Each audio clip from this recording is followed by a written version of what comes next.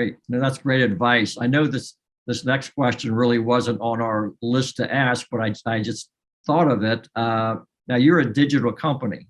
What sort of lessons learned, or how did you have to pivot, or have you been pivoting over the past 2 years during the whole, pandemic? I'm fascinated to see what maybe perhaps processes or cultures you had to adapt over the last 2 years.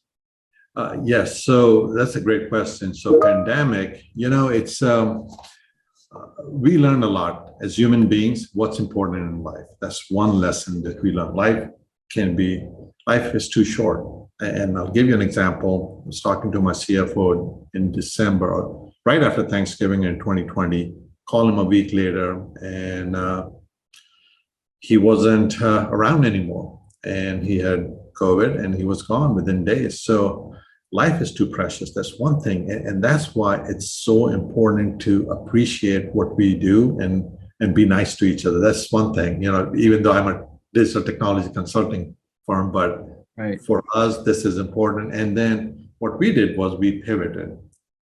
March of 2020, we knew what was coming. So we decided to start a product called Salus, which manages the COVID testing. We already have 2 patents on it. We were the first one to receive patents, manage the whole process of testing, the vaccination, maintaining all of that. So we pivoted, and the reason was, first one was, we are in South Florida. Hospitality is big for us, one of our biggest industries, cruise lines. And we said, we need to make sure that we get them back on track. And then we went national also. I mean, companies like Cirque du Soleil, they were so thankful. They opened up all of their shows because they were able to leverage our solution and be able to test in a timely manner. And it's a great feeling, Mark, that you were able to help and assist several companies to go back to work and allow their employees to start working again. So we pivoted, but we also knew that it's short term, and hopefully this will be over soon. And we moved back to what we are passionate about, which is our digital consulting, which is helping our clients transform their business. That's what we are doing again now. Yes, I'm sure there's going to be, hopefully once the virus has subsided substantially, I think there'll even be more lessons learned that we can apply to the workplace and our everyday lives. So yeah, we have to keep, as Jack Welch was always famous of saying, change before you have to. Yes, exactly. Absolutely. So, iGlobal University, I'm the director for the School of Business. We always like to provide our students with some career advice. So it's always, we have sessions where we try to advise our students about what are the careers to go into and explore further. In your view and what you've learned over your life, when you choose that career, is it based on passion or do you follow the money? That's a great question. My parents wanted me to become a doctor, and I didn't want to become a doctor. So my passion was engineering. And, one of my favorite book is Good to Great by Jim Collins, and talks about the hedgehog concept, what you're passionate about. And if you're really good at it, you'll make money also. So, that's how I look at it. If you're passionate about something, that means you're going to get good at it. And if you're going to get good at it, money will come. So I will tell you every single time, go with what you're passionate about. And if you go with the money first, you may like it in the beginning, but you're not going to enjoy your job. And I've seen it again and again when people have changed careers because they went with money and they said, after a few years, we don't want to do it. I just had a friend who left his job after several years, making amazing money. And he said, that's not for him. He shouldn't have done it.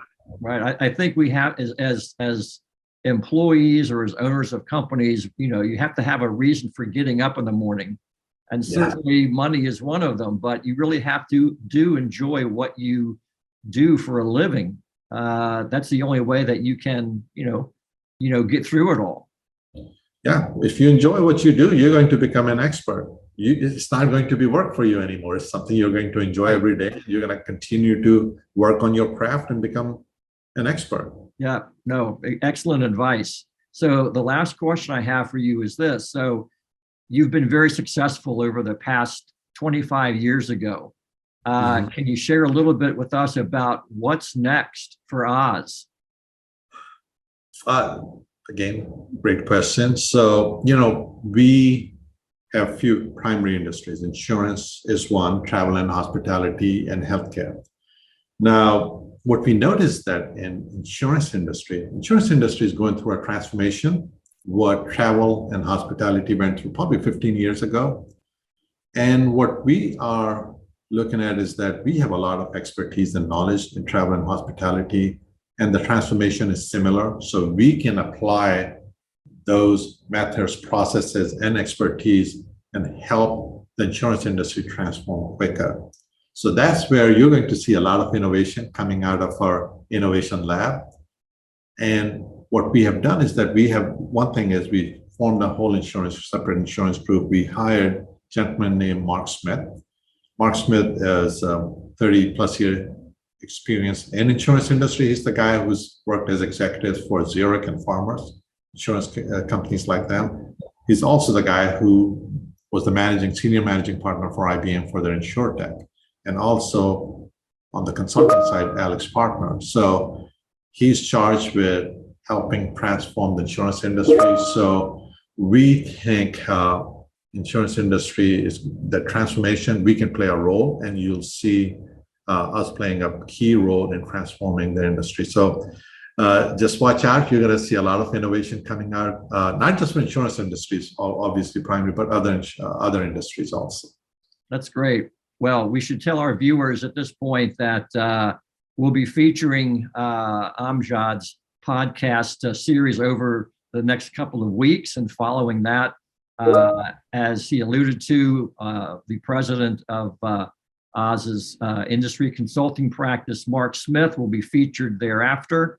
So there's going to be a lot of Oz digital consulting media over the next month or so. So we're very pleased with about all that great content that we can add.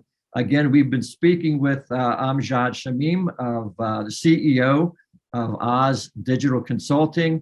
Amjad, thank you so much for sharing your valuable time with our viewers, and especially our MBA students. It was a real pleasure to have you with us today. Thanks again. Thank you. My pleasure. Appreciate it.